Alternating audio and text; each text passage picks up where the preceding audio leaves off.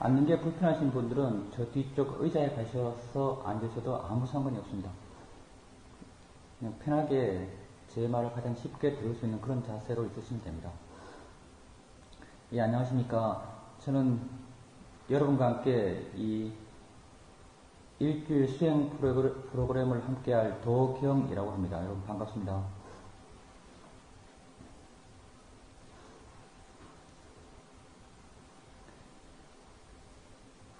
여기 수행을 해보신 분도 있을 거고 수행을 처음 해보신 분들도 있을 거라고 생각하는데, 기본적으로 우리가 여기서 하는 이야기들은 수행을 맨 처음 하시는 분들을 위해서 하는 말들입니다. 물론 그렇다고 하더라도 수행을 계속 해오신 분들에게도 설령 아는 말들이라도 다시 재해석되는 말들입니다. 재해라는 게 원래 그렇죠. 여러분 여기 수행하러 오셨습니다. 수행, 말 참 멋있죠. 수행. 닦고 행한다, 이런 뜻이죠. 여러분이 수행에 대해서 무엇을 기대하고 계신지 모르겠습니다. 우리가 왜 수행하려고 할까요? 우리가 뭔가 우리 삶에 문제가 있다고 생각하기 때문에 수행을 하고자 합니다. 뭔가 우리 삶에 개선할 여지가 있다라고 스스로 인정하기 때문에 수행을 하고자 합니다. 수행을 통해서 우리는 우리 삶을 좀 더 낫게 변화시키고자 합니다.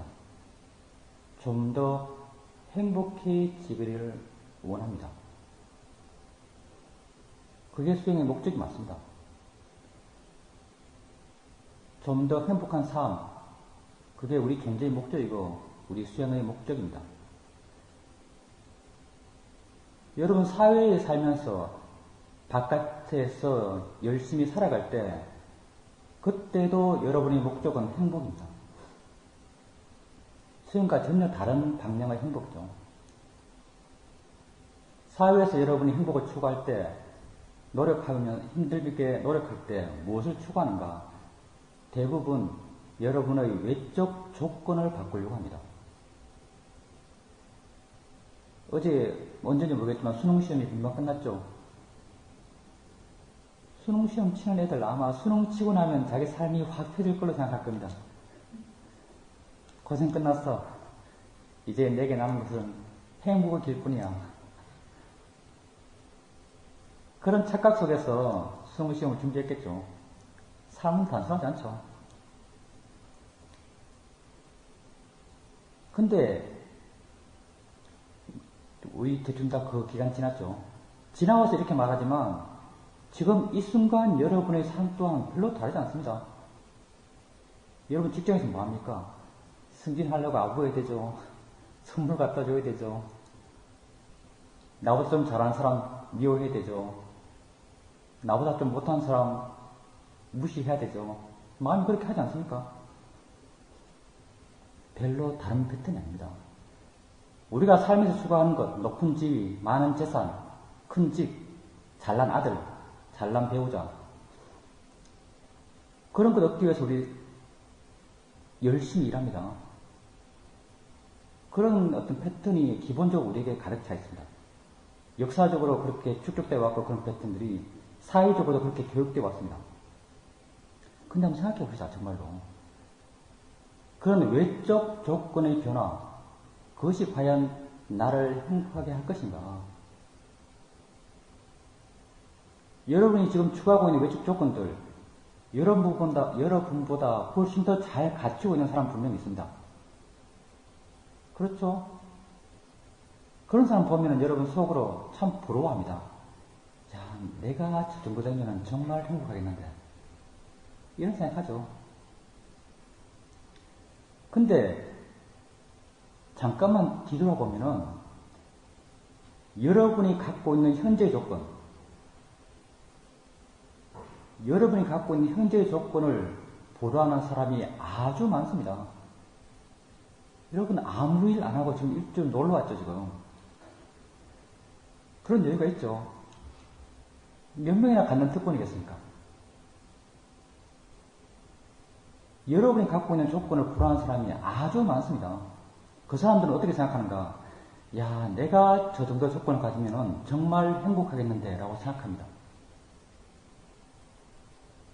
그러면 그 사람들이 여러분에게 부러워하고 있는 여러분 자신의 조건들, 여러분이 갖고 있는 경제적 여유, 시간적 여유, 여러분 배우자, 여러분 아이, 여러분 집, 여러분 차,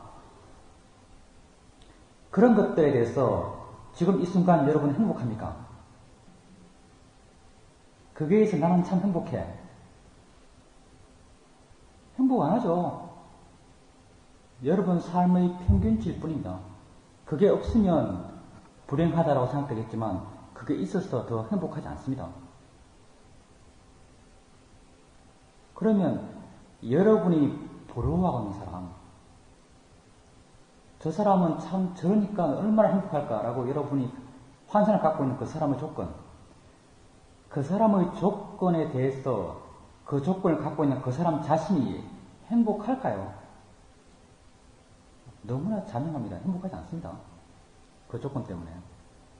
그러면 여러분이 지금 그 조건을 갖추기 위해서 애쓰고 노력하고 일하고 경쟁하고 이기려고 그러고 해서 그 조건을 갖추었습니다. 더 행복해질까요? 이것도 자명합니다. 더 행복해지지 않습니다. 너무나 자명하죠, 사실은. 따져보면은. 근데 이놈의 사회가 너무나 강력하게 이게 옳다라고 주장하니까 우린 거기에 매여서 꼼짝을 못합니다. 그 행복해지지 않습니다. 물론 그게 없으면 불행합니다. 그걸 갖춰야죠. 그것없이 벌거벗고 살 수 없습니다. 벌거벗고 살면서 행복하기는 정말 힘듭니다. 성인이나 돼야 가능한 이야기죠. 보통 사람은 할 수 없습니다.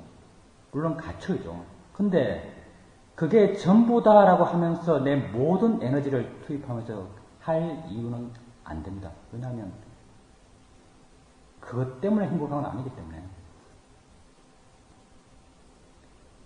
사실 요즘 사람들 참 비참하게 살죠. 제가 출가한 지 한 15년 됐는데 집에 잘 안 갔습니다. 근데 최근 들어서 아버님이 돌아가시고 어머님이 편찮으시고 해서 속가집에 가서 종종 자죠. 형네집 가서 종종 잡니다. 보면 참 비참하게 살죠. 뭐 사회적으로 비참한 게 아닙니다. 사회적으로 성공한 사람입니다. 어떻게 살아가는가? 아침에 눈 뜨면 또 할 일이 있습니다. 맨날 가족끼리 이야기해야 됩니다. 가족끼리 할 말 없으면 TV 틀어놔야 됩니다. TV 봐야 됩니다. 직장 가면 직장 가는 대로 바쁘겠죠. 항상 자기 마음이 자기 밖에 가 있습니다. 항상 마음이 바쁩니다. 자기를 볼 유가가 없습니다. 항상 외적 대상에 마음이 가 있습니다.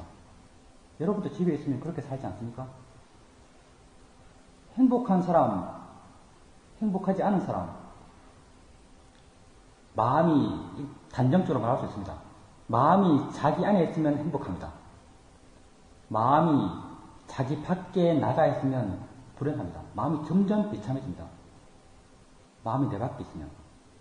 비참한 마음을 한번 느끼고 싶으면 스마트폰 들고 3시간 동안 놀아보십시오. 마음이 아주 비참해집니다. 왜냐하면 끊임없이 내 마음이 내 밖에 있기 때문에. 마음이 내 밖에 나가 있으면 나가 있을수록 비참합니다. 근데 정말 형네 집에 살아보니까 그 사람들 비참하게 살더라고요. 계속적으로 내 마음을 밖에 두면서 살아갑니다. 그게 현대인들의 삶이죠. 점점 비참해지면 우울해지죠. 그럼 자살합니다. 여러분들이 보기에 야 저렇게 사회적으로 성공한 사람, 저렇게 돈 많은 사람, 저렇게 존경받는 사람, 저렇게 팬이 많은 사람, 저 사람이 왜 자살하지? 이해가 안 되죠. 왜 자살할까요? 마음이 극도로 비참하기 때문에 자살합니다. 자기 마음이 계속적으로 그렇게 바깥에 있게 되면 비참해집니다. 마음이 비참한 게 곧 삶이 비참한 거죠. 외적 조건 크게 결정적인 요소가 아닙니다. 수행 또한 우리의 삶을 행복하게 위해서 합니다. 수행은 바라보는 시각 자체가 다르죠. 수행은 외적 조건을 바꾸려고 하지 않습니다. 수행은 우리의 내적 조건을 바꾸고자 합니다. 내적 조건, 그게 마음이죠. 우리 마음을 바르게 함으로써, 우리 자신을 바르게 이해함으로써, 바르게 바라보는 힘을 기름으로써 우리를 행복하게 하고자 합니다.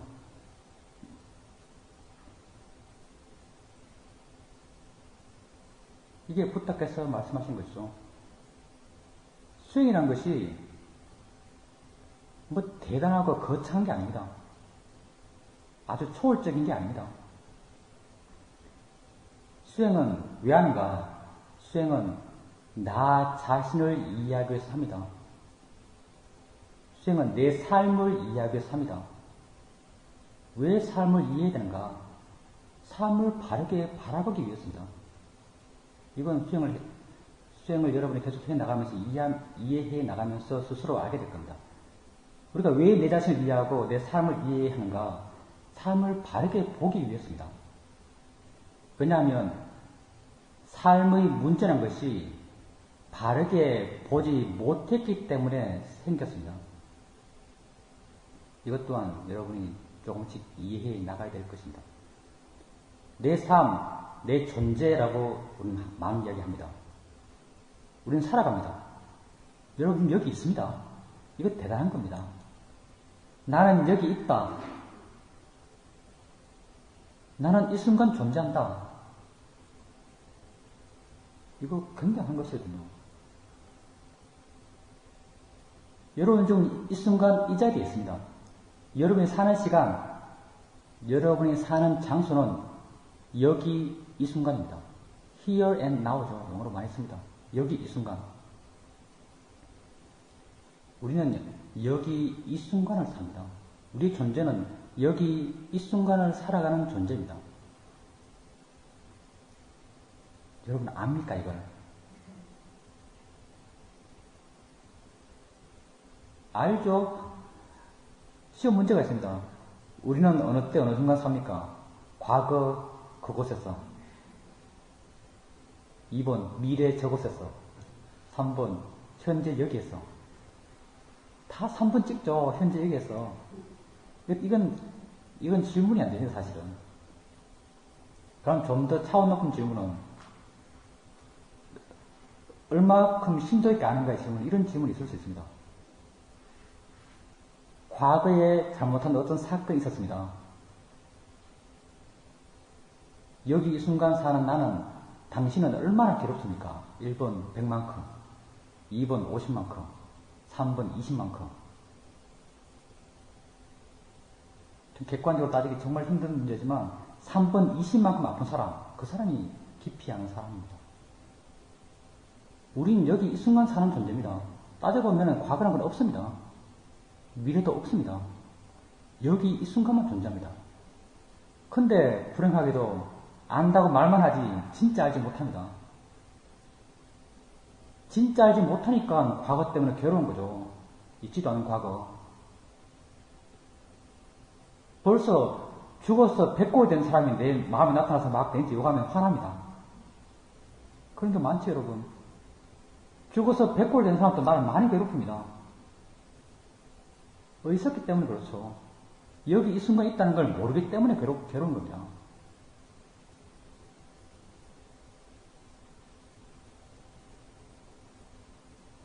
불교는 우리 삶의 문제를 해결합니다. 여기서 한번 봅시다. 그럼 도대체 불교는 어떤 패턴으로 우리 삶의 문제를 해결하는가? 과거에 어떤 사람, 지금 백골이 돼서 없습니다. 화장해서 뿌려버렸습니다. 그 존재가 사라진 그 사람. 그 사람이 내 마음에 나타나서 그 사람과 있었던 사건 속에서 내가 어떻게 잘못했거나 상처받던 생각을 하면서 괴롭습니다. 괴롭죠, 여러분. 그런 경우 있습니다. 이 문제를 어떻게 해결할 것인가? 타임웨스트하고 과거를 갈까요? 가서 사과할까요? 잘못했다고. 사과가 됩니까, 그게? 갈 수도 없습니다. 현재 기술로. 그러면 도대체 불교는 이 삶의 문제를 어떻게 해결하겠습니까? 과거가 우리에게 어떻게 있습니까? 과거 그 자체는 없습니다. 과거를 내용으로 하면 생각이 지금 이 순간 이 자리에 있습니다. 생각이 실제로 있죠. 우리가 해결할 수 있는 것은 없는 과거가 아닙니다. 우리가 해결할 수 있는 것은 있는 이 순간의 생각입니다. 우리는 생각을 해결할 수 있습니다. 왜 해결할 수 있는가? 실제 있기 때문에 생각이 일어났습니다. 그리고 생각을 관찰하고 생각을 이해합니다. 생각을 이해함을 통해서 그 생각으로부터 자유로워지고자 합니다. 생각으로부터 자유로워진다는 것이 내게 기쁨을 주는 생각만 하고 내게 슬픔을 주는 생각을 하지 않는 것, 마음의 파워를 키워서 그게 자유로운 게 아닙니다. 생각으로부터 자유로운 것은 이 생각이 나도 덤덤할 수 있고 저 생각이 나도 덤덤할 수 있어야 됩니다. 그게 어떻게 가능한가? 생각이 뭔지를 이해했을 때,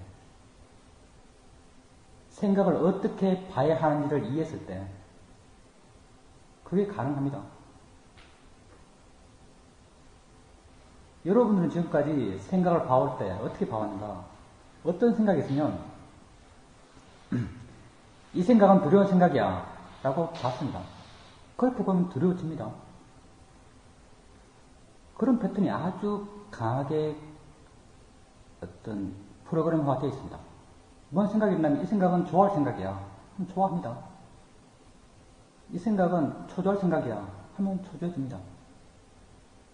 근데 좋아할 생각이 되었든 초조할 생각이 되었든 두려워할 생각이 되었든 생각이라면 다 똑같습니다. 지금 잘 이해가 안 되죠? 계속 이야기할 겁니다. 한번 알아봅시다. 앞으로. 우린 여기 이 순간을 삽니다.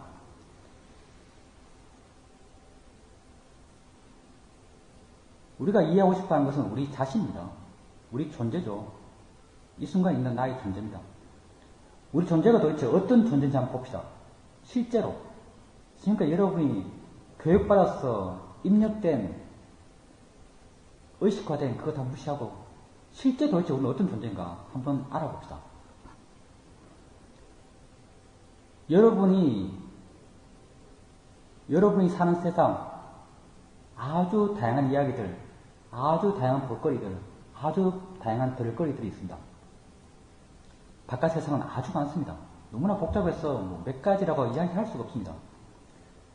그런데 그런 많은 바깥의 것에 대해서 여러분 내적인 반응들, 여러분 자신의 반응, 여러분 자신의 반응은 몇 가지인가?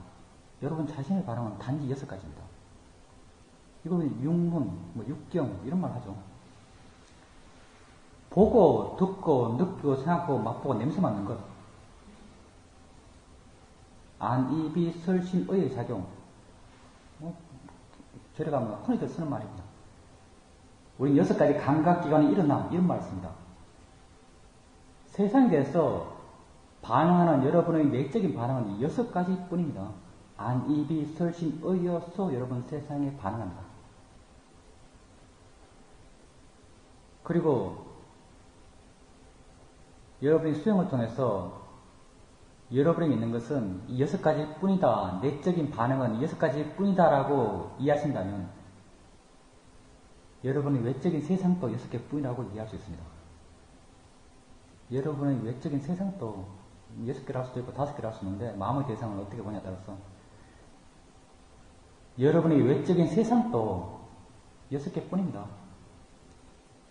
안의 세상, 눈, 코, 귀, 입, 몸, 마음. 바깥의 세상, 보이는 것, 들리는 것, 느껴지는 것. 이거 색성향, 미촉, 법이라고 그러죠. 바깥의 세상도 6개 뿐입니다. 그래서 부탁해서 세상을 18개로 이야기하십니다. 색성향, 미촉법과 아이비 설신의 관계. 18개로 세상을 이야기하시죠. 그런 이야기 했습니다. 넘어가시죠. 그냥 중요하지 않습니다. 여러분 먼저 아셔야 될 것이 불교는 객관적 세상에 틀 것만큼도 관심이 없습니다. 불교는 객관적 세상에 틀 것만큼도 관심이 없습니다. 불교는 전적으로 주관적 세상에 관심이 있습니다. 내가 아는 세상에 관심이 있습니다. 왜? 불교는 오직 하나의 문제만을 목적으로 만들어진 종교입니다. 지금은 워낙 말들이 많아서 엄청나게 많이 광범위했지만 붓다께서 불교의 가르침을 펴실 때 붓다가 하고자 하는 건 단 하나입니다. 삶의 문제를 해결하고자 하는 것. 붓다는 이 삶의 문제를 고통이라고 정의하셨죠. 고통이면 칼로 찔러서 아픈 것, 이것보다 훨씬 더 광범위한 겁니다. 삶의 총체적 문제, 두카, 번역해서 고통의 문제를 해결하는 것 이외에 붓다는 어떠한 것에 대해서 관심이 없습니다. 물론 말은 하셨죠. 사회적인 문제 이런 것에 대해서도. 근데 궁극적으로 붓다의 관심이 아니었습니다. 고통은 아주 주관적인 겁니다. 밤에 찔려도 내가 아픈 것과 다른 사람이 아픈 게 다를 수 있습니다. 그래서 불교는 객관적 세상에 관심이 없습니다. 주관적 세상에 관심이 있죠. 내가 아는 세상에 관심이 있습니다. 그럼 도대체 나는 나의 세상을 어떻게 살아가는가 한번 봅시다. 여러분 존재에 대해서 관심을 가져보시라라고 의미에서 이런 어떤 우리 존재를 한번 분석해 봅니다. 수행을 해나가는 위파서나 수행을 해나가는 가장 기본적인 마음의 자세입니다. 자신에 대한 관심. 우리는 6가지 감각기관의 일어남의 존재입니다. 눈 뜨면 봅니다. 여러분 눈 뜨면 보죠. 이거 안 신기해요? 이거 신기하게 생각해 본 사람 없습니까? 어릴 때부터 눈 떠서 보다 보니까 뭐 아무렇지도 않죠. 어떻게 볼까요 이게? 따져봅시다. 눈 뜨면 봅니다. 안 보려고 해도 안 볼 수 없습니다. 더 신기하죠? 눈 뜨고 안 보려고 해보세요. 안 볼 수 있나? 안 봐지질 않습니다. 눈 뜨면 봅니다. 눈 뜨면 볼 때 우리가 갖고 있는 사회적인 통념, 사회적인 어떤 합의는 뭐냐?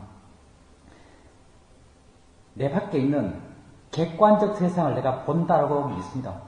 그럼 믿음 갖고 살죠. 내 밖에 있는 객관적 세상을 본다라고 믿습니다. 그래서 의사소통도 하고 가격도 매기고 바꾸기도 하고 시키기도 하고 이게 가능합니다. 똑같이 본다는 가정이 있기 때문에. 근데 우리 근본적 의문을 한번 던져봅시다. 진짜 그럴까요? 내 밖에 있는 객관적 세상을 내가 볼 수 있을까요? 이건 뭐 아주 심오한 양자 물리학이 필요한 게 아닙니다. 양자 물리학자들은 또 나름대로 하겠지만 자기들 도구를 갖고 우리는 말로 다 해결할 수 있습니다. 정말 객관적 세상을 내가 볼까요? 한번 봅시다. 컵이 있습니다. 컵을 봅니다. 컵을 볼 때 우리 이 컵이 객관적으로 내 밖에 존재한다고 굳게 믿고 있습니다. 그래서 잡을 수도 있고 마실 수도 있습니다. 근데 볼 때 내 눈에서 뭐가 나갈까요?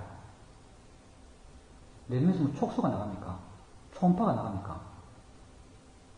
아무것도 나가지 않습니다. 빛이 나가는 것도 아닙니다. 그럼 이걸 어떻게 합니까? 뭔가 내 눈에 옵니다. 그렇죠? 이것과 이것의 공간 사이에서 뭔가 내 눈에 오고 있습니다. 내 눈에 와서 내 눈의 구조상 어디에 뭔가 맺힐 것이고 맺힌 걸 내가 해석할 겁니다. 해석해서 이 모양으로 해석해냅니다. 그래서 내가 이런 모양을 만들어내죠. 뭘 가지고 해석할까요? 내가 갖고 있는 정보를 갖고 해석합니다. 색깔에 대한 정보, 모양에 대한 정보, 이런 색깔, 이런 모양은 어떤 이름을 갖고 있다는 이름에 대한 정보, 이런 정보를 갖고 해석합니다. 그러면 실제 객관적으로 밖에 있는 것과 내가 해석한 것이 똑같을까요?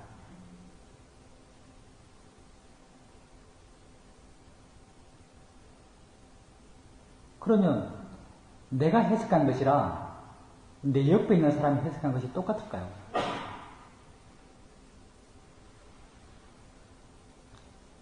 여러분 믿음은 똑같다는 거죠. 근데 똑같지 않습니다. 내가 해석한 것이랑 내가 이 컵을 이런 모양, 이런 색깔, 이런 형태로 해석한 것이랑 다른 사람이 이 컵을 이런 모양, 이런 색깔, 이런 형태로 해석한 것은 다릅니다. 왜 다른가? 왜 다른가? 정보가 다르기 때문에 그렇습니다. 잘 안 믿어지죠? 믿어지는 척 해도 사실 잘 안 믿죠?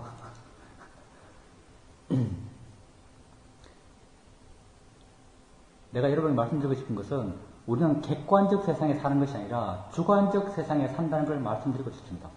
이런 예 가장 확실한 예는 의성에 있습니다. 이런 보여지는 것은 워낙 내가 이렇게 보고 여러분이 이렇게 보는 걸 어떻게 비교할 겁니까? 비교가 안 됩니다. 그렇기 때문에 비교하는 건 상당히 힘듭니다. 근데 의성은 아주 분명하죠. 수탉이 옵니다.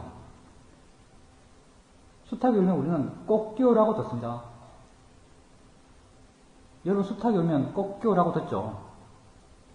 왜 꽃기호라고 우리에게 들릴까요? 어릴 때부터 그렇게 교육받았기 때문에 그렇습니다. 꽃기호라고 우리가 쓰죠. 엄마가 꽃기호 누구 소리 하면 애가 닭소리라고 이렇게 공부했습니다. 그게 새어있죠, 마음속에. 그래서 수탉이 오면 우리 마음은 그게 실제가 뭔지 관심이 없습니다. 꽃교라고 들으려고 이미 우리 마음은 준비되어 있습니다. 그래서 그렇게 들리는 겁니다. 교육의 힘이죠. 우리가 비슷하게 교육받았기 때문에 비슷하게 듣습니다. 비슷한 문화권에 살기 때문에, 같은 언어를 쓰기 때문에.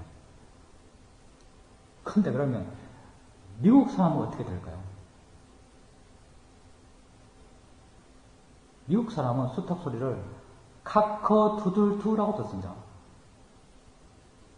이건 정말 놀라운 일이죠. 우리가 완전히 세상을 속아 살았죠, 사실은. 미국 사람은 카커두들두라고 듣습니다. 닭이 두 마리입니까? 한 마리입니다. 두 소리입니까? 한 소리입니다. 근데 그 소리가 내 귀에 오면 꼭 귀라고 듣고 미국 사람 귀에 가면 그 사람은 카커두들두라고 듣습니다.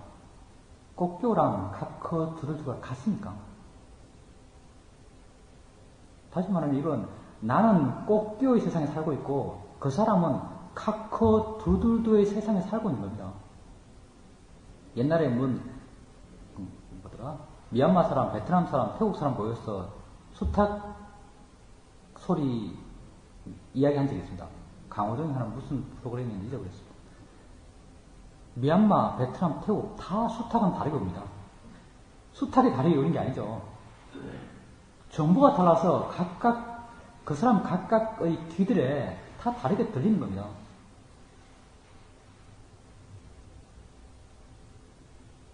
우리는 객관적 세상에 살지 않습니다. 물론 약속 속에서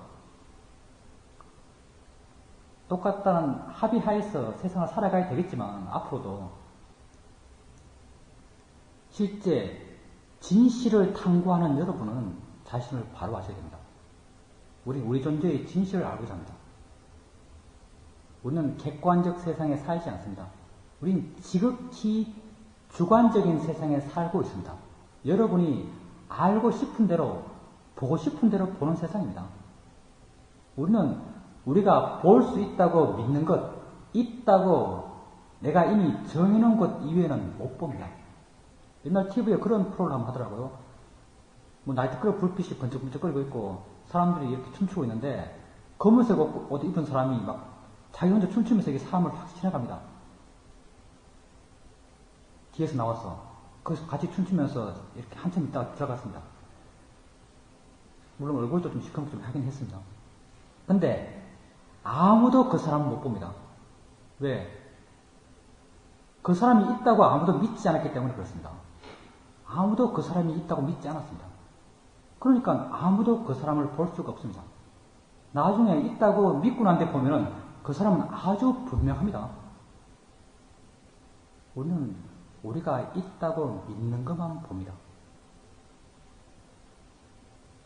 여러분의 세상은 주관적인 세상입니다. 우리가 이렇게 눈을 뜨면은 우리의 전면이 이렇게 한꺼번에 다 보입니다. 이렇게 시야관계에 한 150도 되죠? 딱 보면은 한꺼번에 확 다 들어오는 것 같습니다.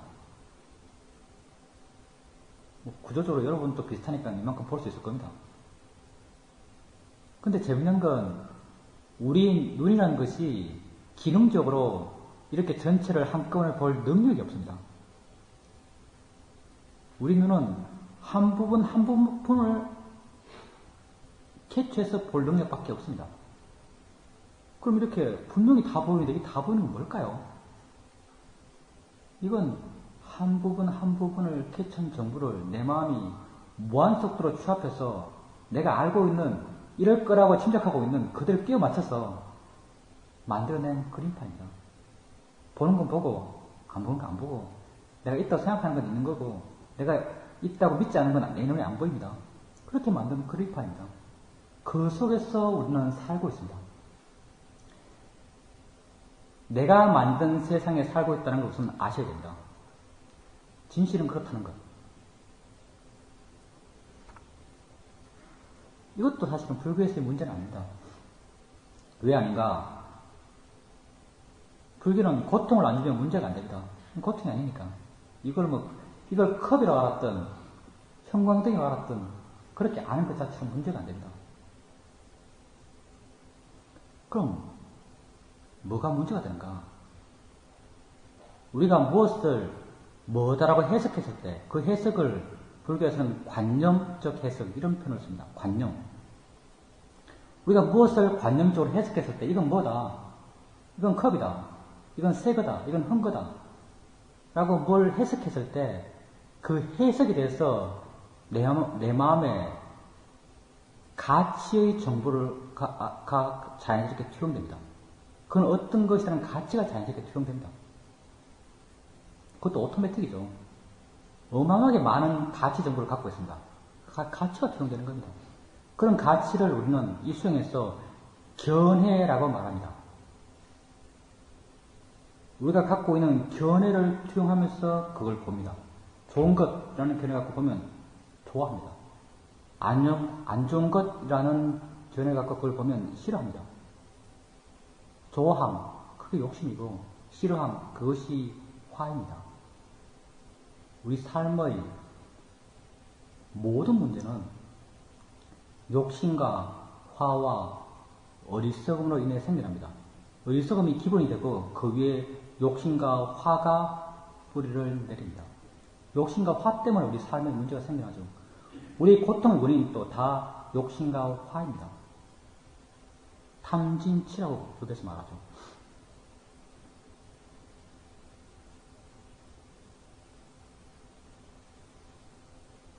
견해에서 우리 삶의 문제가 생긴다는 것, 이게 아주 중요합니다. 다시 말하지만 여러분의 삶 자체에 삶의 문제가 있지 않습니다. 삶을 바라보는 여러분의 견해에 여러분의 삶의 문제의 원인이 있습니다. 받아들이기 쉽지 않겠지만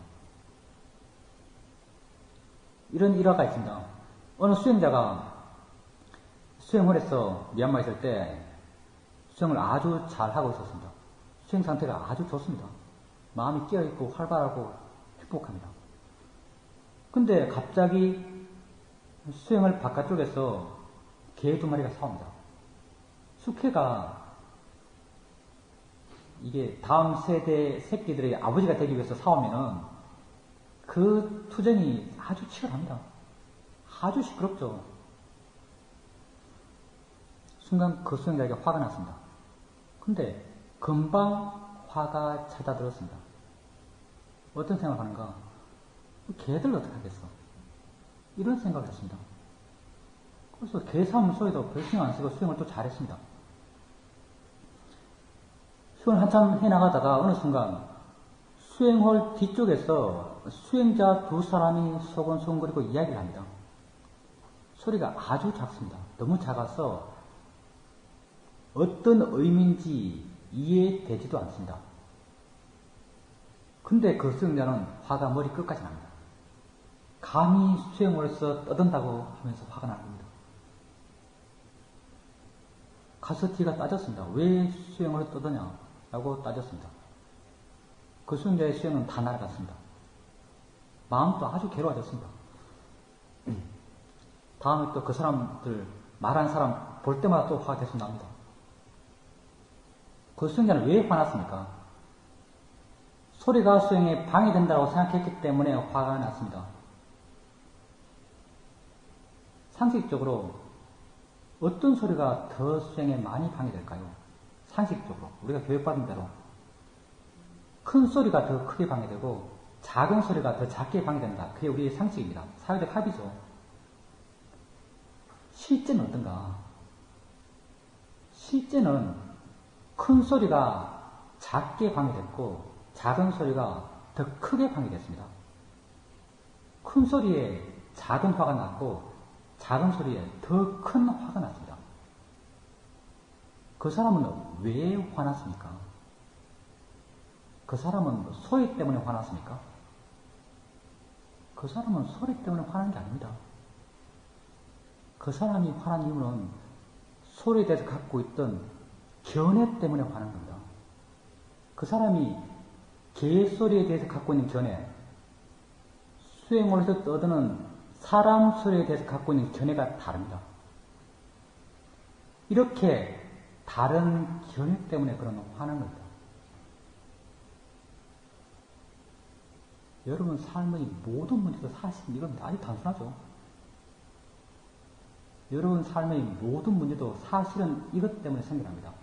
견해 때문에 생겨납니다. 아닌 것 같죠? 너무나 약할 것 같은 견해 때문에 왜 삶의 문제가 생길까? 왜 고통받을까? 안 믿어집니다, 사실은. 여러분이 뭐 때문에 가장 괴롭습니까? 생각 때문에 가장 괴롭습니다. 그거 왜 괴로운지 아십니까? 생각이 괴로운 게 아닙니다. 괴로울 생각이란 여러분 믿음 때문에 괴로운 겁니다. 지금까지 그런 종류의 생각을 하면 당연히 괴로울 것이라고 여러분 마음이 믿었습니다. 날 사기친 사람에 대한 생각하면서 괴로워해 왔습니다. 5천만 원 사기쳐 갔다. 5천만 원 있다가 사라지면 웬만큼 하면 괴롭죠. 웬만해서는. 생각하면 괴롭고 또 생각하면 또 괴롭고 또 괴롭습니다. 왜 괴로운가? 그 생각은 마땅히 괴로워해야 될 생각이라는 여러분 마음의 믿음 때문에 그 생각하면 마음이 저절로 작용했습니다. 괴로워지는 작용을 했습니다. 그리고 그렇게 보는 것을 당연시 해왔습니다. 여러분 자신에게 일어나는 것, 여러분 자신에게 일어나는 것을 그렇게 욕심과 화의 시각으로 보는 것을 당연시 해왔습니다. 그러면 그렇게 반복적으로 해오면서 여러분은 어느 순간부터 믿기 시작했죠. 그 생각은 본질적으로 괴로운 생각이야. 그 생각 자체가 괴로움의 요소를 갖고 있어. 오물을 보면 보이는 적은 본질적으로 더러운 거야. 이런 믿음을 어느 순간부터 갖기 시작했습니다. 지금은 그게 거의 100%의 믿음에 가깝게 됐죠. 그리고 그렇게 바라보는 것이 여러분이 너무나 고착화된 여러분의 견해가 되었습니다. 그래서 지금은 문제의식 자체를 느끼지 않습니다. 당연히 그렇게 괴로운 시각으로 보는 게 자연스럽다고 생각합니다. 고통을 자연스러운 것으로 받아들이죠.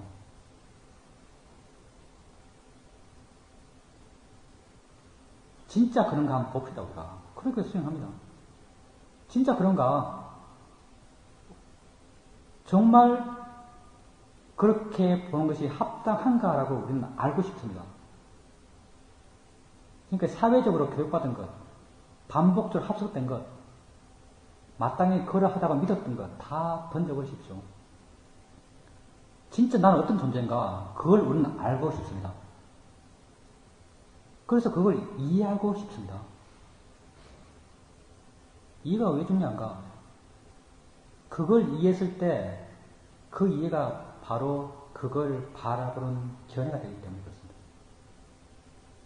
수행은 견해를 바꾸가는 과정입니다. 우리 삶의 문제가 견해에서 생겼다고 했습니다. 이게 얼마나 중요한지 모릅니다. 왜냐하면 우리의 구원, 우리의 존재의 구원이 어떻게 가능한가? 문제가 견해에 있기 때문에 가능한 겁니다. 왜냐하면 견해가 가빈적이기 때문에. 견해가 고정적일까요? 여러분은 고정적으로 믿지만 오물은 마땅히 더럽다라고 고정적으로 아주 강력하게 믿지만 똑같은 거 봐도 어떨 땐 덜 더럽고 어떨 때는 막 더럽습니다. 변하죠, 그것도. 견해가 가변적입니다. 아주 중요하죠. 견해를 바꾸어 갈 수 있습니다. 바르게, 좋게. 바르고 좋은 건 또 무슨 말인가? 우리에게 고통을 주지 않게. 그리고 견해는 바꾸어질 수 있습니다. 견해가 바꾸어질 수 있기 때문에 붓다가 세상에 나올 수 있었습니다. 그것 안 되면 붓다도 아무 힘 못 쓰죠. 안 되는데. 안 된다는 게 뭔가? 존재가 본질적으로 고통스럽다. 이러면 해결이 없습니다. 해결책이 있을 수가 없습니다. 생각 그 자체가 괴로운 요소를 갖고 있다. 뭐 어떻게 해결할 겁니까? 생각하면서 살아야 되는데. 봄 그 자체가 괴로운 요소를 갖고 있다. 해결할 수가 없습니다. 봐야 되는데. 들음 그 자체가 고통 요소를 갖고 있다. 해결 안 됩니다. 근데 거기에 문제가 있지 않고 가변적인 견해에 문제가 있기 때문에 우리의 구원이 가능합니다. 우리는 우리 존재를 바꿀 수 있습니다.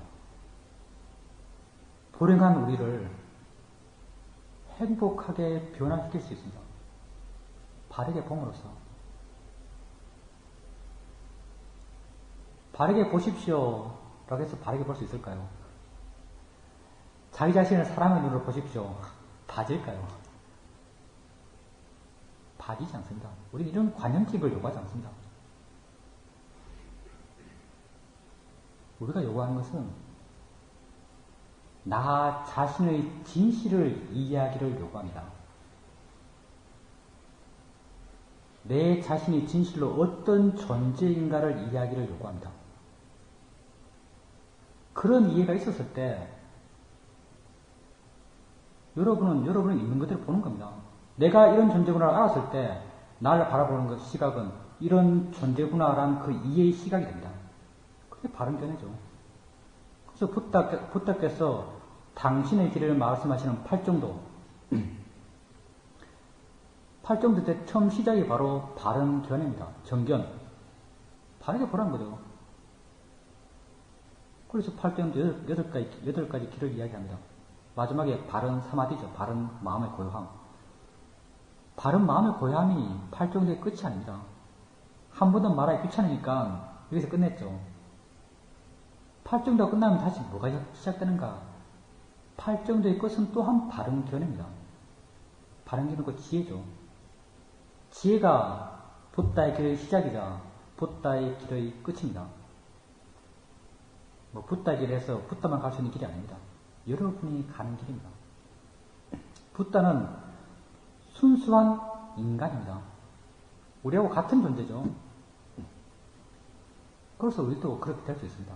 물론 그만한 능력을 가질 수 없지만 고통의 해방이라는 그 한 특성 공유할 수 있습니다. 그리고 설령 이 생에서 그렇게 못 되더라도 고통을 줄여가는 길을 걸어갈 수 있습니다. 그리고 실제 줄일 수 있습니다. 줄어듭니다. 여러분에게 확언할 수 있습니다. 줄어듭니다. 있던 게 없어지는 게 아닙니다. 있던 게 별로 있는 게 별로 대수롭지 않게 되어갑니다. 바르게 봄으로써. 정견이 이 길의 시작이자 끝이라고 했습니다. 이 길을 시작할 때도 바른 견해로 시작해야 됩니다. 바른 견해는 곧 이해라고 했는데 여러분이 여기에 대해서 어떤 이해가 없다고 생각됩니다. 그러면 맨 처음에 여러분은 문해, 들어서 아는 지혜, 사해, 생각해서 아는 지혜를 세야 됩니다. 문해와 사해가 여러분의 시작점입니다. 여러분에게 이런 바른 길을 제시합니다.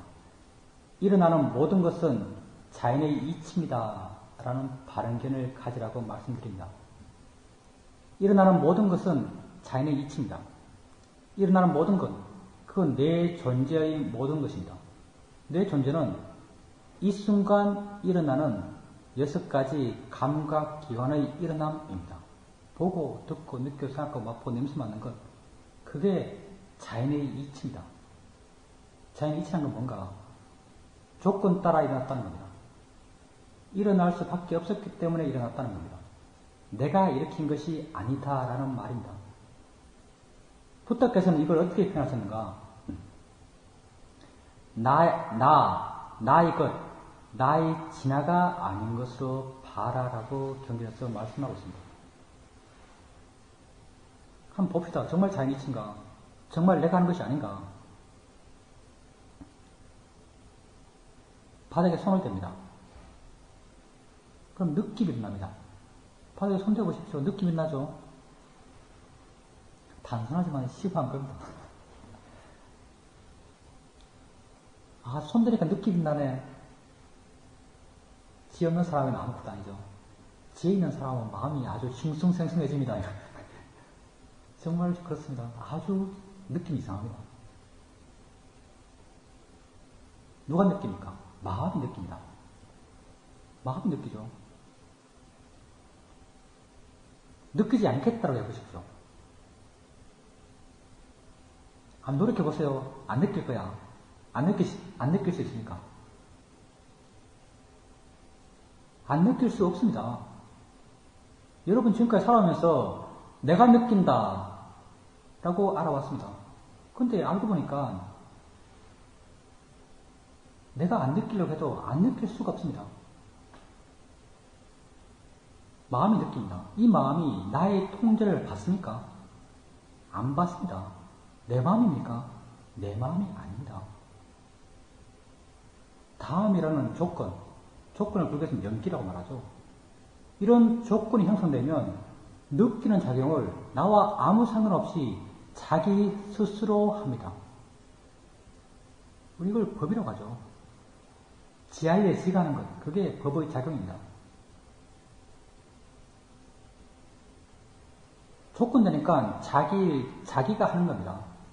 내가 하는 게 아닙니다. 이걸 부탁해서 무아라고 말씀하셨고, 우리는 자연의 이치다라고 말합니다. 좀 더 논리적으로 표현해서. 자연의 이치로 일어난 겁니다. 눈 뜨면 봅니다. 눈 감아도 눈 뜨면 보죠. 마음이 알아서 봅니다. 안 보려고 했을 때 안 볼 수 있을까요?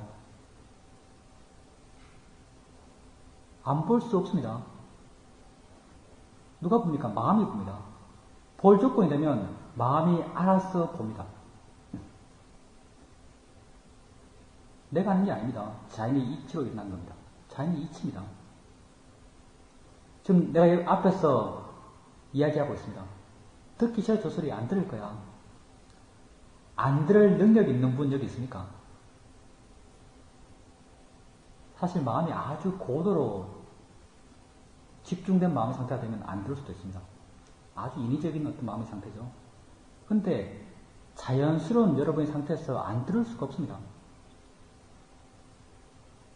누가 듣습니까? 마음이 듣습니다. 들을 조건이 되니까 지가 알아서 듣는 겁니다. 조건 되니까 지가 알아서 듣는다. 마음이 지 알아서 지 조건 따라서 자기 작용한다. 어느 순간 이게 아주 신기하게 느껴질 겁니다. 지가 합니다. 생각한다 해볼까요? 생각은 내가 안 하고 싶으면 안 할 수 있는 것 같죠?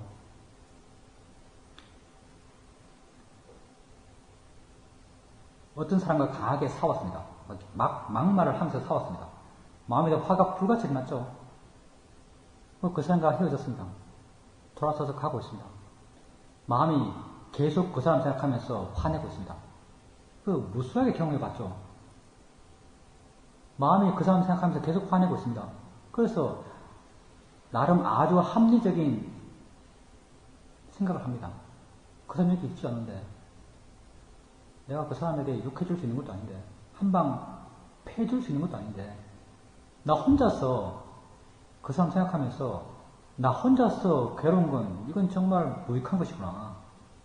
이건 아주 합리적인 결론에 도달했습니다. 그래서 결심을 했습니다. 생각 그만하자.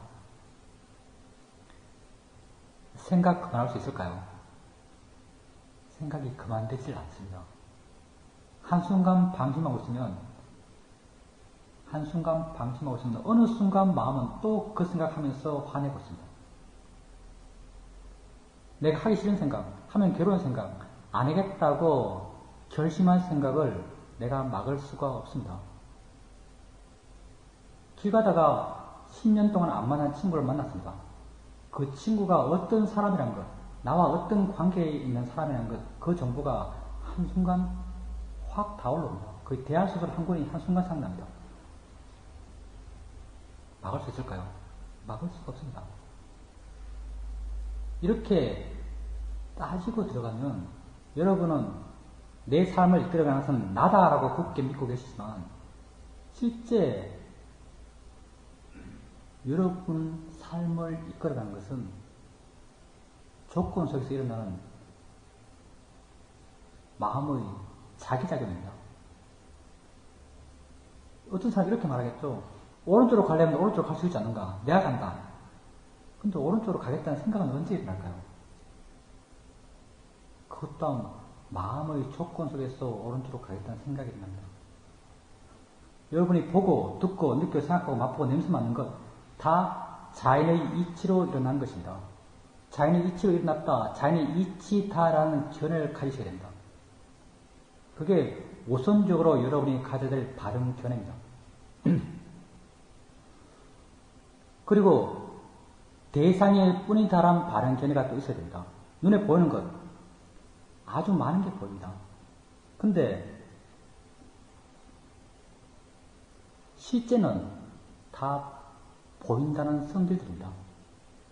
아주 많은 것이 보인다. 많은 것이라고 하는 것은 그 모양, 그 색깔, 그 이름이 많습니다. 이거 좀 봤죠? 모양, 색깔, 이름 다 나의 해석들입니다. 내가 정의한 것들이죠. 실제가 아닙니다. 내가 안 것은 그 어떤 것도 실제는 없습니다.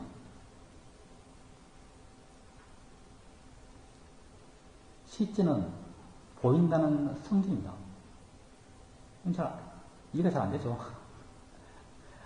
보인다는 성질도 똑같습니다. 다 시각적 대상일 뿐입니다.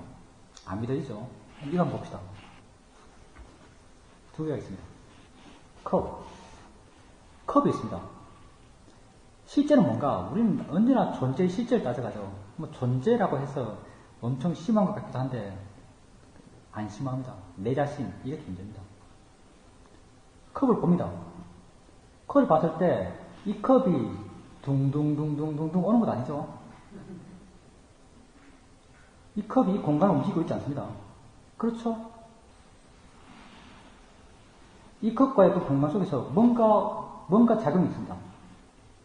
이 작용, 실제는 여기는 이게 아니고 실제는 여기서 작용하고 있는 무엇이죠? 우리 이것을 성질과 작용 이렇게 표현합니다. 성질과 작용. 실제는 이 공간 속에서 뭔가 작용하고 있습니다. 시각, 눈과 인연해서 눈에 반응하면서 눈에 어떤 자극을 주는 그런 반응이 이 공간 속에서 어떤 작용이 있었을 겁니다. 우리 이걸 시각적 대상의 작용, 대상의 성질, 보이는 성질 이렇게 표현합니다. 실제는 이겁니다. 보이는 성질. 그렇게 이름 짓고 있습니다. 우리가 약속을 통해서. 실제는 이게 아니죠. 실제는 이 공간 속에서 뭔가 움직입니다. 그럼 이건 어떨까요? 이게 둥둥둥 오는 게 아니다. 이것도 이것과 눈 사이의 공간 사이에서 뭔가 작용하고 있습니다. 뭔가 어떤 성질이 발현되고 있습니다. 사회적으로 분명하죠, 이건. 양장 훈련을 안 들어밀더라도 분명합니다. 그럼 이 두 가지가의 작용, 이것의 어떤 작용, 이게 다를까요? 똑같죠. 그래서 우리가 실제는 같다라고 표현합니다. 실제는 똑같습니다. 이름만 다르고 모양만 다르지 실제는 똑같습니다. 보이는 성질로서 같다라고 말합니다. 파라마타로는 똑같습니다. 법으로서는 동일합니다. 그러니까 이거나 보이는 대상일 뿐입니다. 이름도 안 중요하고 어떤 형태도 중요한 게 아닙니다. 단지 보이는 대상일 뿐입니다. 실제는 똑같은 것입니다. 다시 말해서 내가 좋아할 것, 싫어할 것이 아닙니다. 이걸 우리는 대상일 뿐이다라고 말합니다. 내 감각기관의 대상을 단지 대상일 뿐이다라고 말합니다. 들리는 소리가 아주 많습니다. 어떤 소리는 좋아하고 어떤 소리는 싫어합니다. 어떤 형태, 리듬, 종류 다 내 마음의 해석들입니다. 실제는 뭔가 그 공간 속에서 내 귀를 자극하는 어떤 작용들이 존재합니다. 우리는 그걸 들리는 성질이라고 이름 짓고 있습니다. 들리는 성질로서 모든 소리는 똑같습니다. 모든 소리에 들리는 성질은 하나입니다. 그래서 그게 법입니다. 불변하는 법이 될 수 있습니다. 모든 소리는 단지 대상일 뿐입니다. 좋아하고 싫어할 게 아닙니다. 내 감각기에 알아지는 모든 것은 단지 대상일 뿐입니다. 알듯 말듯 하죠. 한번 생각해 보십시오. 여러분 생각할 거리가 아주 많습니다. 여러분 존재에 대해서. 알아지는 모든 것은 단지 대상일 뿐입니다. 좋아할 것도 아니고 싫어할 것도 아닙니다. 여러분이 수행을 시작하면서 여러분 자기 자신을 알아갈 때 자기 자신을 바라보는 여러분의 기본적인 시각은 우선 이 두 가지가 돼야 됩니다. 자연의 이치다, 대상이다 라는 바른 견해가 여러분 수행하는 마음에 있어야 됩니다.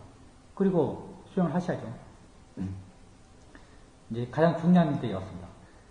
지금 1시간 좀 지났기 때문에 좀 멍해지셨죠? 좀 운동 좀 하시고 좀 깨워주십시오. 제일 중요하죠. 어떻게 수행해야 될 것인가? 어떻게 수행해야 될 것인가? 이것 하려고 지금 여기까지 왔습니다. 우선 가장 중요한 것, 바른 견해가 수행하는 마음이 있어야 됩니다. 이것 없으면 수행 안 하는 겁니다. 수행은 우리 자신을 바르게 보기 위해서 하는 겁니다. 근데 그럼 바르게 보기 위한 바른 견해가 없는데 어떻게 수행하는 거겠습니까?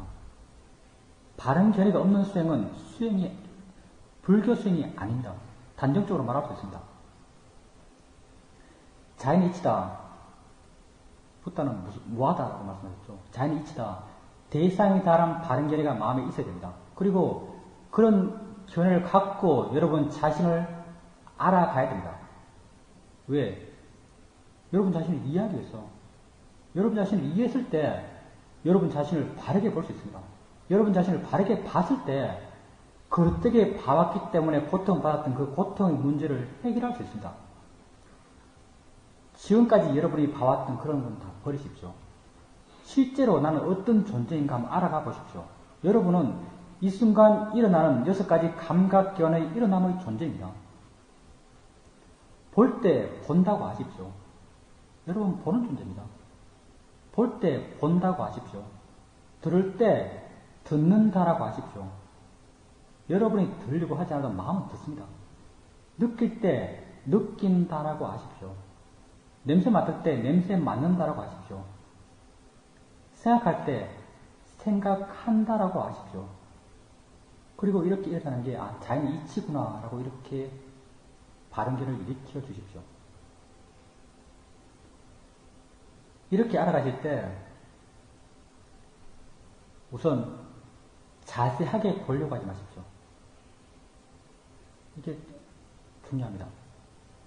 자세하게 보려고 하지 마십시오. 자세하게 보는 것 전혀 안 중요합니다. 미세하게 보는 것 전혀 안 중요합니다. 여러분 의식에 잡힌 건 다 가짜입니다. 가짜를 아무리 파봐도 진짜는 안 나타납니다. 여러분이 자세하게 보려면 그 자세하게 보는 것은 여러분 의식에 이미 잡힌 겁니다. 여러분 의식이 안 잡힌 걸 어떻게 자세하게 보겠습니까? 근데 여러분 의식에 잡힌 건 이미 관념화된 것입니다. 이미 해석된 겁니다. 진짜가 아닙니다. 자세하게 보려고 하지 마십시오. 있으면 있다라고 가볍게 아십시오. 느낌 있으면 느낌 있다라고 가볍게 아십시오. 생각 있으면 생각 있다라고 가볍게 아십시오. 생각한다라고 이름 붙여서 알 필요도 없습니다. 느낀다라고 이름 붙여서 알 필요도 없습니다. 그런 게 있구나라고 가볍게 인지해 주는 정도면 충분합니다. 거기까지 어느 지점까지 가서 그게 있는 그 지점까지 가서 그걸 알 필요도 없습니다. 그게 있다라고 가볍게 알아주십시오. 그러면 여러분이 어떤 하나의 대상을 가볍게 알게 되면 마음은 자연스럽게 다른 대상을 또 압니다. 우리가 이해하고 싶어하는 것이 자연스러운 내 존재의 모습입니다. 내 존재는 어떤 존재인가? 하나를 하려고 해도 지가 알아서 다른 걸 함께 합니다. 여러분 지금 뭔가 보고 있죠? 마음이 보는 작용합니다.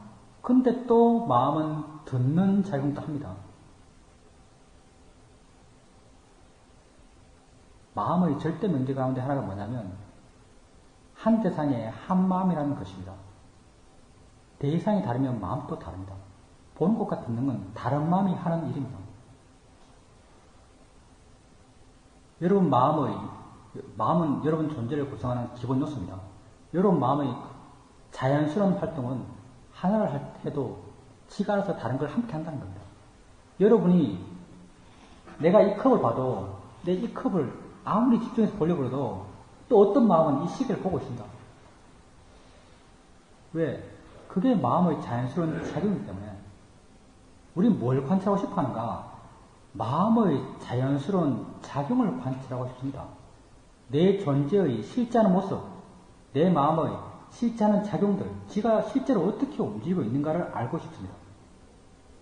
그러기 위해서는 마음이 지할 일 하도록 내버려 둬야 됩니다. 내가 통제해서는 안 됩니다. 여러분이 소리 있을 때 한 소리를 있구나라고 가볍게 알아보십시오. 그러면 마음은 자연스럽게 다른 소리를 듣습니다. 근데 그때 여러분이 그 다른 소리를 들으려는 개인적 노력을 하는가? 전혀 하지 않습니다. 마음 자신이 저절로 듣습니다. 이걸 보면 법의 일어남이라고 하죠. 지가 지한 일 지가 하는 겁니다. 자기 작용 자기가 하는 겁니다.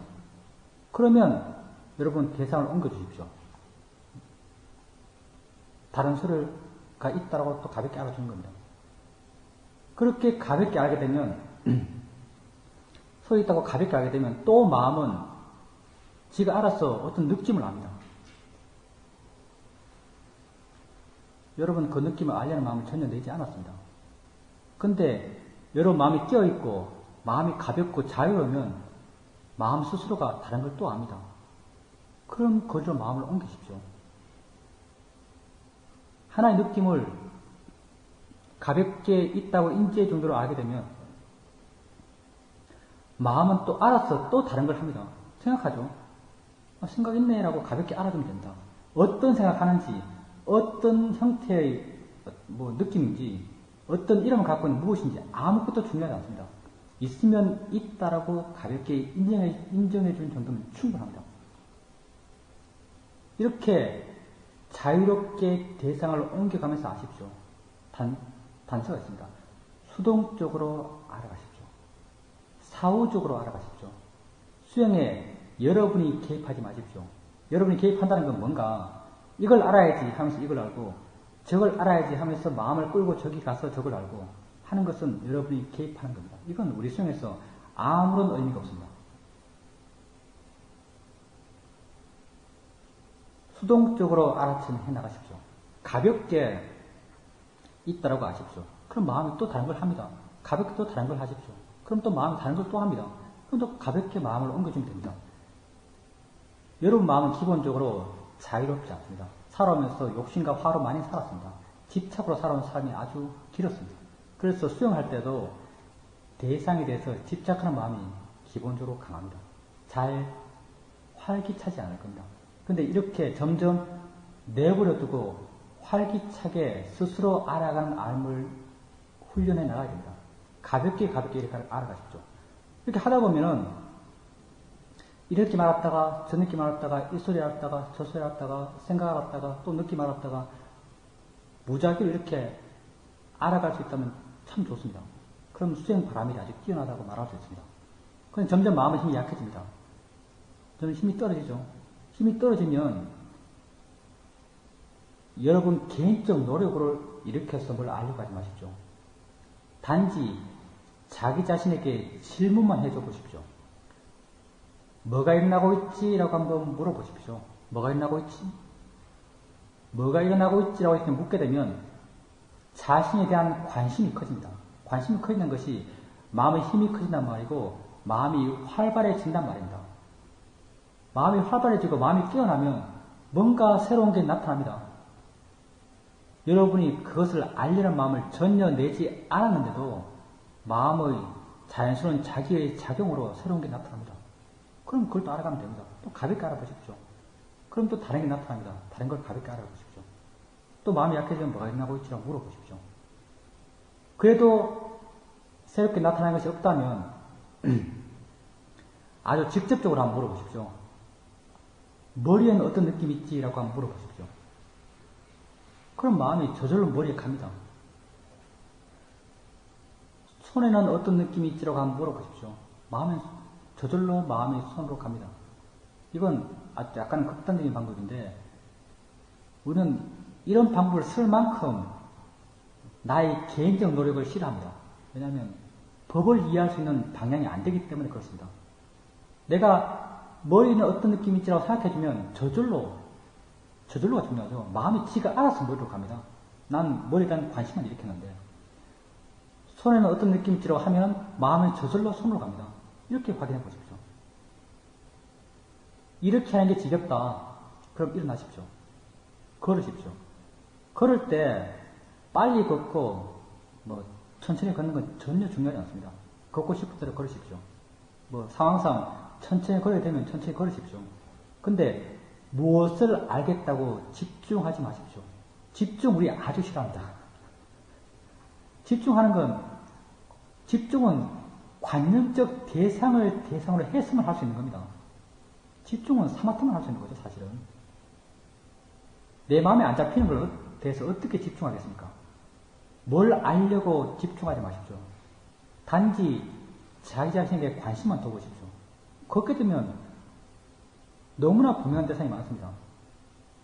발바닥 느낌이 저절로 알아집니다. 그걸 자세하게 보려고 하지 마십시오. 있다라고 아십시오. 그게 시시해 보입니까? 발바닥 느낌이. 그거 아주 심한 겁니다. 왜냐하면 마음이 지가 알아서 알고 있습니다. 여러분이 알려는 마음을 내지 않았는데도 마음이 지가 알아서 알아가고 있습니다. 얼마나 대단한 겁니까? 여러분 이것 하나 이해하면 여러분 해탈합니다. 내가 확인할 수 있습니다. 법의 이치는 다 같기 때문에 이 십자는 법 발을 바닥에 대면 느낌을 저절로 안다. 이 십자는 법을 여러분 완전히 이해하면 여러분 해탈입니다. 이게 단순하지 않습니다. 그러면 마음이 지가 알아서 발바닥의 느낌을 압니다. 있다고 가볍게 알아줘 보십시오. 왼발바닥에 느낌이 나면 있다고 가볍게 알아줘 보십시오. 손도 흔들립니다. 느낌이 자연스럽게 일어나죠. 그 느낌으로 마음을 옮기면서 가볍게 알아가 보십시오. 뺨에 바람도 스칩니다. 느낌 있다고 가볍게 알아주십시오. 다시 말하자면 이때 알아야 될 것이 뺨의 느낌이다, 발바닥의 느낌이다, 어떤 새소리다, 바람소리다, 이런 관념적 구분은 우리 수행에서 아무 의미가 없습니다. 수행에서 의미 있는 것은 실제 하는 것이고 실제 하는 것은 작용입니다. 작용이 별로 어려운 게 아닙니다. 눈은 뭐합니까? 봅니다. 여러분 이 아야 될 것은 뭘 본다가 아니고 본다는 1차적으로 순수한 그 작용 그 자체를 여러분 알아야 됩니다. 본다의 반대편은 보인다는 겁니다. 이런 걸 알아채해 나가보십시오. 그래도 잘 모르겠다, 뭐가 뭔지. 그래도 뭐가 뭔지 잘 모르겠다. 그럼 야외에 가십시오. 좀 춥지만. 밖에 가서 아주 빨리 걸어보십시오. 다른 거 하려고 하지 말고 단순하게 자기 자신에 관심만 두면서 아주 빨리 걷게 되면 아주 많은 정보가 여러분에게 시시각각 알아집니다. 팔의 흔들림, 발의 흔들림, 발바의 느낌, 뺨에 스치는 바람의 느낌. 그런 느낌들을 여러분이 알려는 노력을 전혀 하지 않았는데도 알아줍니다. 다 법의 이런 남들이죠. 내가 하려고 하지 않아도 마음이 대상과 반응해가면서 자기 일을 자기가 하는 겁니다. 다 법으로서 일어나고 있는 겁니다. 그런 게 있다라고 가볍게 알아가 보십시오. 왜 이렇게 가볍게 알아가려고 하는가? 대상은 중요한 게 아니기 때문에 그렇습니다. 점점 여러분 마음은 점점 가벼워져 갑니다. 점점 가벼워져 가면 점점 처음에는 대상이 분명하겠지만 나중에는 이렇게 움직여 가고 있는 마음이 조금씩 두드러집니다. 수행하는 방법을 단순하게 좀 정리해 봅시다. 좀 시간이 좀 지났습니다. 여러분 자신에게 관심을 가지십시오. 마음을 내 안에 두십시오. 마음을 내 안에 두면서 자기에게 자연스럽게 일어나는 것을 있다고 가볍게 아십시오. 좌선하실 때 관심을 자기에게 두고 엉덩이 느끼는 느낌 있다고 가볍게 하십시오.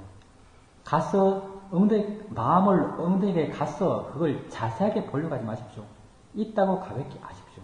그러면 마음은 자연스럽게 또 손의 느낌을 압니다. 그러면 마음을 손의 느낌으로 옮겨주십시오. 손의 느낌을 가볍게 하십시오. 손의 느낌이 있다고 가볍게 알고 있으면 마음은 또 소리를 듣습니다. 그럼 소리로 마음을 옮기십시오. 소리 있다고 가볍게 하십시오. 해석해서 알려고 하지 마십시오. 있음을 가볍게 인지해주면 됩니다. 또 생각이 납니다. 생각이 나면 생각이 있다고 가볍게 아십시오. 수행을 맨 처음 할 때는 생각하는 게 쉽지는 않습니다. 또 다른 소리 들으면 다른 소리 있다고 가볍게 아십시오. 맨 처음 보통 수행할 때 수행의 대상은 소리와 느낌입니다. 소리를 가볍게 알고 있으면 마음이 저절로 또 어떤 느낌을 압니다. 그럼 그 느낌으로 마음을 옮기십시오.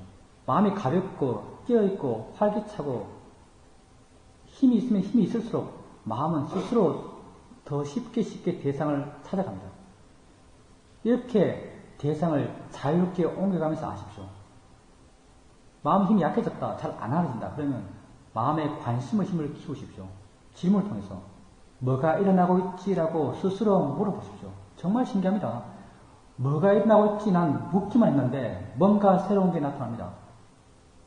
마음이 순간 깨어나기 때문에 그렇습니다. 그렇게 또 수행을 해 나갈 수 있습니다. 그것도 안 되면 머리는 어떤 느낌이 있지, 손에는 어떤 느낌이 있지라고 하면서 마음을 옮겨 주십시오. 제가 말한 대로 그렇게 한번 해보십시오. 이렇게 해서 일어나는 바른 결과도 중요하지만 이렇게 해나가는 그 자체도 아주 중요합니다. 왜냐하면 이렇게 해나가는 그 자체가 지혜를 쓰는 것이기 때문에 그렇습니다. 멍하게 수행하는 게 아닙니다. 어떻게 수행해야지라는 고민 속에서 탐구해 가면서 생각해 가면서 수행하는 겁니다.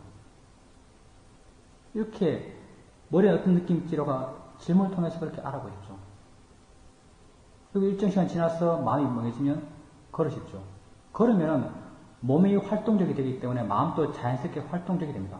걸으면 내가 알려고 하지 않아도 자연스럽게 알아지는 것이 있습니다. 뭘 알려고 노력하지 마십시오. 발바닥 느낌이 마음이 저절로 발바닥 느낌을 압니다. 그럼 그게 있음을 아십시오.